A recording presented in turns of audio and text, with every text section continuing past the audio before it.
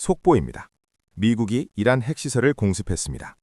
국제 유가가 100달러를 돌파했고 이란은 호르무즈 해협 봉쇄를 선언했습니다. 원달러 환율 1,500원 돌파, 코스피 서킷 브레이커 발동. 지금 보신 건 가상 시뮬레이션입니다. 아직 일어나지 않은 일입니다. 하지만 단순한 상상이 아닌 이유가 있습니다. 지금 이 순간 미국은 항공모함 2척을 중동에 보내고 세 번째도 대기 중입니다. 전투기만 50대 이상, 전체 군용기 120대가 이동하고 있습니다. 트럼프는 이란에 10일에서 15일의 시한을 직접 통보했고 그의 참모는 무력 행동 가능성 90%라고 말했습니다. 전쟁은 아직 안 났습니다. 그런데 이상한 일이 벌어지고 있습니다. 기름값은 벌써 오르고 있고 환율은 흔들리고 금값은 치솟고 있습니다. 전쟁이 아니라 전쟁의 그림자만으로 우리 경제가 이미 움직이고 있는 겁니다. 오늘 이 영상에서 전쟁이 터지면 여러분의 기름값, 물가, 자산에 무슨 일이 생기는지, 그리고 안 터져도 지금 당장 알아야 할 것들을 정리해드리겠습니다. 여러분, 요즘 주유소 가보셨나요? 서울 기준 휘발유가 리터당 1,700원을 넘었습니다. 그런데 이건 시작일 수도 있습니다. 지금부터 지도 하나를 보여드리겠습니다. 이란과 오만 사이에 있는 좁은 바닷길, 호르무즈 해협입니다. 폭이 겨우 33km, 유조선이 실제로 다닐 수 있는 구간은 3km도 안 됩니다. 그런데 전 세계 석유의 20%가 이 좁은 길을 통과합니다. 한국이 수입하는 원유의 70% 이상도 여기를 지나옵니다. 쉽게 말하면 이겁니다. 호르무즈 해협은 우리 집 수도관입니다. 누군가 이걸 잠그면 물이 끊기는 것처럼 기름이 끊기는 겁니다. 그리고 지금 이란이 그 수도관 밸브에 손을 올려놓고 있습니다. 실제로 이란 혁명 수의부대는 이 해협 일부를 폐쇄하고 실사격 훈련까지 했습니다. 자, 그럼 이 밸브가 실제로 잠기면 어떻게 될까요? JP모건은 유가가 배럴당 130달러까지 갈 수 있다고 봤습니다. 지금 71달러니까 거의 2배입니다. 기름값이 2배가 되면 여러분의 아반떼 기름을 가득 채우는데 15만 원이 넘습니다. 그런데 무서운 건 기름값만이 아닙니다. 기름값이 오르면 물류비가 오릅니다. 물류비가 오르면 편의점 김밥이 오르고 택배비가 오르고 치킨값이 오릅니다. 대한항공은 유가가 배럴당 1달러만 올라도 연간 400억 원의 추가 비용이 생긴다고 합니다. 항공료가 오르면 여행은 사치가 됩니다. 그리고 가장 마지막에 가장 크게 오르는 게 있습니다. 전기료와 난방비입니다. 이건 피할 수가 없습니다. 집에서 숨어 있어도 청구서가 찾아옵니다. 기름 한 방울이 여러분 생활 전체를 흔드는 도미노, 그리고 이미 첫 번째 블록은 넘어지기 시작했습니다. 지금 브렌트유는 71달러, 7개월 만에 최고가입니다. 전쟁이 아직 안 났는데도 이겁니다. 여러분 지갑의 두께는 지금 이 순간 폭 33km 바닷길 하나에 달려 있습니다. 그런데 문제는 기름값만이 아닙니다. 한국 경제 전체가 이 바닷길에 묶여 있습니다. 한국은 세계 10대 경제대국입니다. 반도체 수출 1위, 조선 수주 2위. 세계가 한국 없으면 못 돌아갑니다. 그런데 이 나라에 치명적인 약점이 하나 있습니다. 에너지를 97% 수입에 의존합니다. 그리고 그 원유의 70% 이상이 중동에서 옵니다. 비유하자면 이겁니다. 옆집 부부가 싸우고 있는데 그 싸움 때문에 우리 집 수도관이 터질 수 있는 상황입니다. 미국과 이란의 전쟁인데 청구서는 한국에 날아오는 겁니다. 구체적으로 보겠습니다. 한국이 중동에 묶여있는 건 기름만이 아닙니다. 첫째, 원유 수입의 70% 이상이 중동산입니다. 둘째, 천연가스, LNG의 30%도 중동에서 들어옵니다. 셋째, 한국 해외 건설 수주의 48.5%가 중동 지역입니다. 전쟁이 터지면 기름길이 막히고 가스가 끊기고 건설 현장이 멈춥니다. 세 군데에서 동시에 피를 흘리는 겁니다. 그럼 실제 피해는 어느 정도일까요? 한국국제정치학회는 중동이 불안정해지면 한국 GDP가 1.5%에서 최대 2.3%까지 직접 손실을 입는다고 분석했습니다. 2.3%면 약 50조 원입니다. 이게 증발하는 겁니다. 여기에 환율 폭탄이 겹칩니다. 유가가 오르면 한국은 기름을 사기 위해 달러를 더 많이 사야 합니다. 달러 수요가 폭증하면 원화 가치가 떨어집니다. 기름값은 오르는데 원화까지 약해지면 같은 양의 기름을 사는데 돈이 2배로 듭니다. 이걸 이중 충격이라고 합니다. 2022년 러시아 우크라이나 전쟁 때 실제로 일어난 일입니다. 그러면 다른 나라들은 어떨까요? 일본은 중동 의존도가 90%로 한국보다 높지만 원자력과 재생에너지 비중을 꾸준히 늘려왔습니다. 중국은 러시아와 이란에서 파이프라인으로 직접 원유를 끌어옵니다. 호르무즈가 닫혀도 대체 경로가 있다는 얘기입니다. 한국은요? 대체 경로가 사실상 없습니다. 호르무즈에 올인한 구조입니다. 그런데 비축유 200일치가 있으니까 괜찮지 않냐고요? 비축유는 양의 문제가 아니라 가격의 문제입니다. 200일 동안 기름이 있어도 그 200일 동안 기름값이 2배로 뛰면 버티는 게 아니라 서서히 피를 흘리는 겁니다. 수입 원유 전량을 달러로 결제하는 한국에서 유가와 환율이 동시에 뛰면 비축유가 있어도 경제는 출혈을 멈출 수 없습니다. 반도체 왕국 한국. 세계가 우리 집 없으면 못 사는데 우리는 기름 하나에 무릎을 꿇을 수 있습니다. 그렇다면 이 위기는 언제 터질까요? 트럼프가 직접 타이머를 눌렀습니다. 2026년 2월 19일, 트럼프가 기자들 앞에서 말했습니다. 10일에서 15일, 그 정도면 충분하다. 이란에 대한 사실상의 최후 통첩입니다. 이 타이머를 기준으로 전쟁이 실제로 벌어지면 어떤 순서로 일이 터지는지 시뮬레이션 해보겠습니다. D-10, 지금입니다.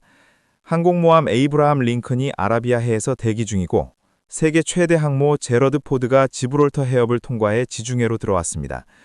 전투기 50여 대가 속속 도착하고 있고 전체 군용기는 120대가 넘습니다. 2003년 이라크 침공 이후 최대 규모의 공군력입니다. 트럼프의 익명 참모는 무력 행동 가능성이 90%라고 말했습니다. D-7, 협상이 결렬됩니다. 이란이 핵 프로그램 포기를 거부하면 미국은 첫 공습을 개시할 수 있습니다. 전례가 있습니다. 작년 6월, 트럼프는 실제로 미드나잇 해머 작전을 명령했습니다. B-2 스텔스 공격기 7대가 이란 핵 시절 3곳을 타격했습니다. 포도우, 나탄즈, 이스파한. 벙커버스터 14발과 토마호크 미사일이 쏟아졌습니다. 트럼프는 이미 군사 행동을 한 전례가 있습니다. D-3, 이란이 보복합니다. 호르무즈 해협 봉쇄를 선언하고 기뢰를 투하하고 미사일로 주변 미군 기지를 타격합니다. 작년에도 이란은 카타르 알-우데이드 기지에 미사일 14발을 쏜 전례가 있습니다. 유가가 $100를 돌파합니다. 한국 주유소 기름값이 하루 만에 100원 이상 뜁니다. D-Day, 전면전입니다. JP모건 전망대로 유가 $130, 원달러 환율 1,500원 돌파. 한국은 스태그플레이션, 물가는 오르는데 경기는 가라앉는 최악의 시나리오에 진입합니다. 말씀드렸다시피 이는 전면전을 가정한 극단적 시나리오입니다. D+72시간, 호르무즈 완전 폐쇄 속보가 뜹니다. 코스피에 서킷 브레이커가 걸리고 정부가 비축유 방출을 발표하고 전기료 인상 예고가 나옵니다. 마트에서는 생필품 사재기가 시작됩니다. 자, 여기서 한 발 물러서 봅시다. 이 타이머 진짜일까요? 시나리오 A, 진짜 전쟁 준비입니다. 항공모함 2개의 전투기 120대. 블러핑치고는 너무 큰 비용입니다. 작년에 실제로 이란을 포격한 전례가 있고 내부 참모가 90% 확률이라고 말하고 있습니다. 시나리오 B, 전략적 블러핑입니다. 트럼프의 최대 관심사는 미국 내 물가입니다. 유가가 내려가야 지지율이 올라갑니다. 전쟁 위협으로 이란을 협상 테이블에 앉히고 핵 합의를 이끌어내며 이란산 원유가 시장에 풀리면 유가가 내려갑니다. 이게 트럼프가 원하는 최상의 시나리오일 수 있습니다. 실제로 트럼프 1기 때도 이란에 최대 압박을 가하면서 전면전은 피했습니다. 솔레이마니를 제거하고도 확전하지 않았습니다. 10에서 15일이라는 구체적 숫자 자체가 협상용 데드라인의 전형적인 패턴입니다. 진짠지 블러핑인지는 솔직히 트럼프 본인도 아직 정하지 않았을 수 있습니다. 하지만 중요한 건 이겁니다. 블러핑이든 진짜든 한국 경제에 미치는 영향은 이미 시작됐다는 점입니다. 타이머가 블러핑이면 다행입니다. 하지만 진짜라면 지금 준비하는 사람만이 살아남습니다. 그렇다면 돈은 어디로 움직이고 있을까요? 전쟁이 터지면 돈이 사라지는 게 아닙니다.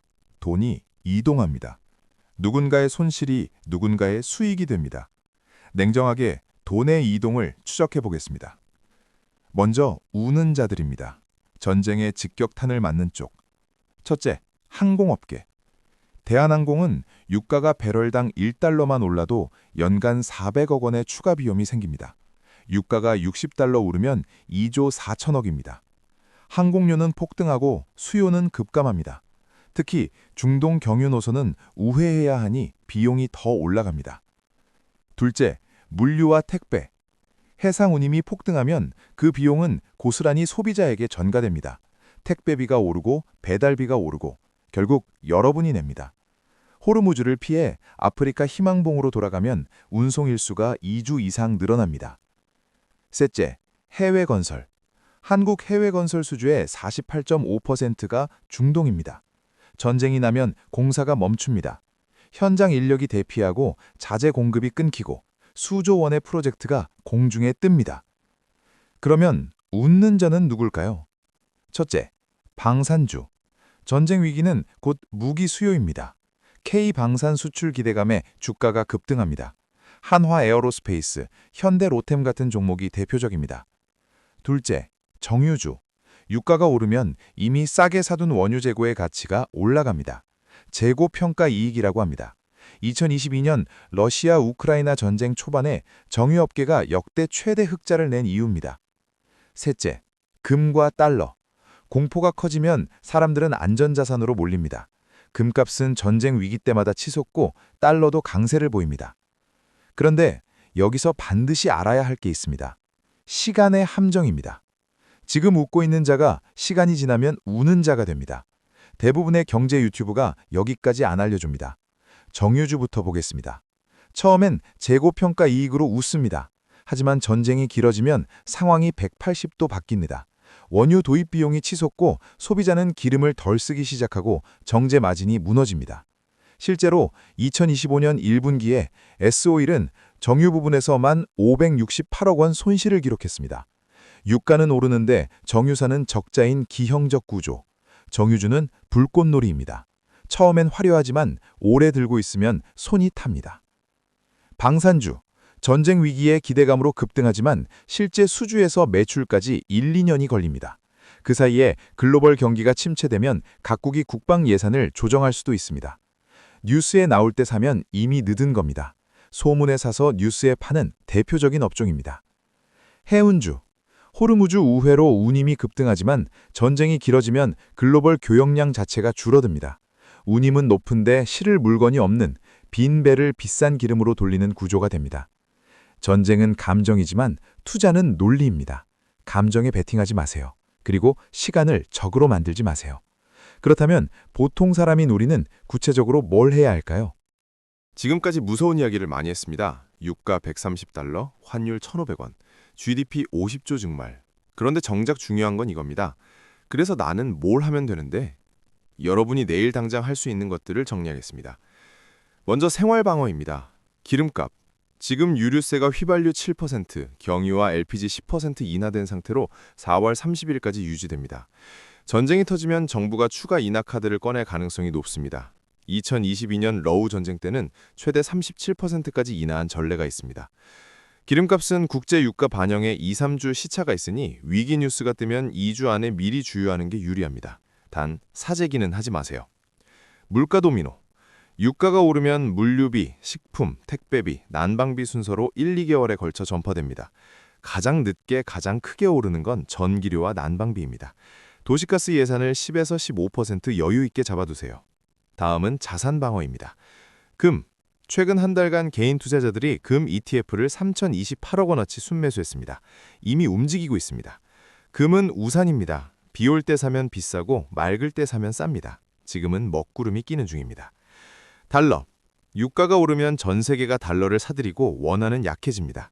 달러를 갖고 있는 건 돈을 벌겠다는 게 아니라 원화 가치 하락에 보험을 드는 겁니다. 다만 이미 환율이 많이 오른 시점에서 추격 매수는 조심해야 합니다. 마지막, 멘탈 방어입니다. 절대 하지 말아야 할 것 3가지. 첫째, 패닉 매도 금지. 작년 6월 이란 이스라엘 12일 전쟁 때 코스피는 개전 첫날 2,870까지 급락했습니다. 하지만 휴전 후 불과 11일 만에 3,103까지 올라갔습니다. 전쟁 전보다 오히려 높아진 겁니다. 주식은 비행기입니다. 난기류를 만났다고 뛰어내리면 안 됩니다.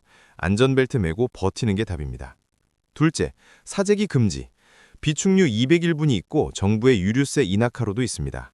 코로나 때 라면 사재기 하던 거 기억하시죠? 결국 라면은 쌓여 있었습니다. 마지막, 검증 안변수 해주 추격 매수 금지. 좀 전에 말씀드렸다시피 정유주도 방산주도 시간이 지나면 180도 뒤집힙니다. 왜 이 주식이 전쟁 수혜를 받는지 본인이 설명 못하면 사지 마세요. 자, 오늘 영상을 정리하겠습니다. 이 영상은 미국과 이란의 전면전을 가정하고 한국 경제에 미칠 영향을 분석했습니다. 그런데 한 가지 꼭 짚어야 할 게 있습니다. 전쟁은 아직 안 났습니다. 하지만 전쟁의 가능성만으로 이미 벌어지고 있는 일들이 있습니다. 기름값. 브렌티루가 2월 초 67달러에서 71달러로 올랐습니다. 17개월 최고입니다. 전쟁이 아니라 전쟁 가능성이 유가를 끌어올리고 있습니다. 환율. 미-이란 긴장이 고조될 때마다 원달러 환율이 요동칩니다. 외국인 투자자들이 안전자산으로 돈을 빼고 있습니다. 보험료. 호르무즈 해협을 징하는 선박의 전쟁 위험 보험료가 이미 올랐습니다. 이건 물류비로 다시 소비자 가격으로 전가됩니다. 금. 개인 투자자들이 한 달 만에 금 ETF를 3,028억 원어치 사들였습니다. 전쟁이 나서가 아닙니다. 날 수 있다는 공포만으로 돈이 움직이고 있는 겁니다. 이란 혁명 수입이 되는 호르무즈 해협 일부를 폐쇄하고 실사격 훈련까지 했습니다. 정부는 가스공사와 석유공사 비축기지를 불시 점검했습니다. 이 모든 게 전쟁 없이 가능성만으로 벌어진 일입니다. 이 영상에서 다룬 내용은 만약의 시나리오가 아닙니다. 전쟁의 그림자만으로 유가, 환율, 보험료, 금값, 우리 생활이 이미 움직이고 있습니다. 전쟁이 터질지 안 터질지는 트럼프와 이란이 결정합니다. 하지만 여러분의 지갑은 이미 전쟁 중입니다. 공포에 휘둘리면 공포가 이깁니다. 준비하면 여러분이 이깁니다. 오늘 영상 하나로 전문가가 될 순 없습니다. 하지만 최소한 뭘 해야 하는지 모르겠다는 상태에서는 벗어나셨을 겁니다. 기름값이 오르기 전에 주유하고 자산에 안전자산 비중이 있는지 확인하고 패닉에 휩쓸려 주식을 던지지 않겠다는 마음의 준비. 이 세 가지만 해도 여러분은 대부분의 사람보다 앞서 있는 겁니다.